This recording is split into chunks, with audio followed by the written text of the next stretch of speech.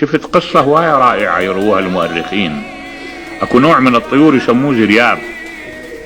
هذا الطير اشبه شيء بالببغاء، يعني يحفظ، اذا سمع شيء يقلد الانسان يحفظ. هذا جابوا منه كمية، واحد بارت تجارته، عندش كم دينار يريد يشتغل بيها، ما لقى بيها مجال للعمل، وين يعمل بيها؟ مسدود الطرق، هي ايش كم دينار قليلة ما يقدر ينافس بيها التجار. فسوى اجى اشترى مجموعة من هالطيور هاي، قال ابيعها. ذيك الليلة يقولون المؤرخين اجت موجة برد عنيفة موتت الطيور كلها اللي عنده، ولم يبقى الا واحد طائر واحد.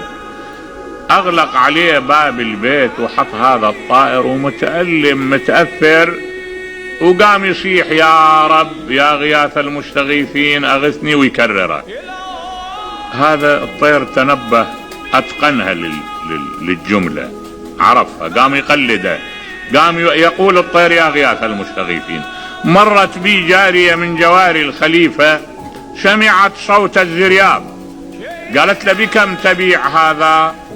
قالها ب1000 دينار. قالت له خفض عليه، قالها بدون 1000 ما أبيعه. فدفعت إليه 1000 دينار. هو اشترى جميع الطيور اللي عنده ب500 دينار. بالأخير جاءه الفرج من حيث ينتظر الضيق عينا. الحقيقة من هالنوع انت تجد في تجاربنا اليومية اشياء كثيرة من هالنوع.